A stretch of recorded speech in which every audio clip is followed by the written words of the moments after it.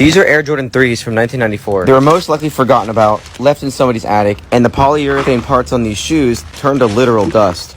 You may be thinking, why did I buy these crusty shoes? This is one of the first Jordans to re-release, and this is a very iconic and classic colorway. Unfortunately, every Jordan 3 has these back tabs that crack and fall apart over time. But the good thing is, these are replaceable along with the midsoles. I start by unstitching the toe cap. This makes prep work go smooth. I then use a heat gun to warm up any old glue and midsole residue. If you get hungry watching this, I don't blame you. My fat ass thinks it looks like cake and frosting. I do the same process to the outsole, and it comes off like butter. If you're a Gen Zer, don't get your hopes up, you can't eat this. We all remember the Tide Pods. The outsoles were not yellowed, but they were just dirty, and I hate dirty shoes, so CCK Sole Sauce, you know the deal, it reverses yellowing and penetrates dirt if you leave it in the sun.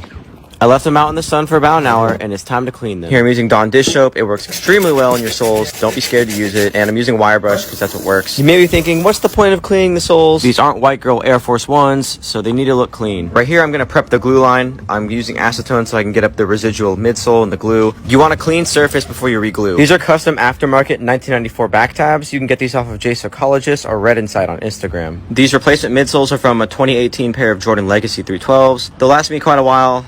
Here I'm trying to test to see how they fit, and just as I thought, I ran into fitment issues. New midsoles have a different mold, so I have to resort in using my Dremel to hope that I can get the fit. It's a tedious process, but there's no way I can get the rubber soles to line up if I don't do this. Now it's time to remove the old paint on the midsole.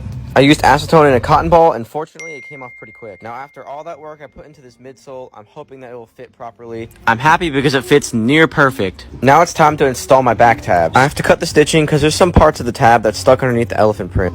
Next step is gluing. This is Barge Cement Infinity, and you want to hit every spot where you can make a contact. Let it cure for about 5 minutes, and then you stick it right on. This glue is made for plastics and vinyl, so it works extremely well with shoes. Now I glue the outsole to the midsole. You can see that shaving it really helped. It fit almost perfect. I have to stitch the toe cap back together, but I just made a bunch of fake ones. It's too much work to actually stitch it in the shoe. Yeah, I cut corners, fight me. Now this is the most important step right here. I'm gluing the upper to the midsole. You want to make sure that it's not crooked when you install it. You also want to ensure that it adheres properly so you don't get any separations. So far so good, and now the last step is to paint. I'm using Angelus leather paint. This is perfect for midsoles. I like to paint last because the wet glue can discolor the paint. Now this was a really big project for a pretty special pair of shoes, so I'm really glad that I finished it because the shoes look clean. Who would have thought that those crusty ass shoes from the beginning look like this now? And to top it off, I had to match with an era specific outfit. The original version of these shoes came out in 1988, so it's only right to match that aesthetic.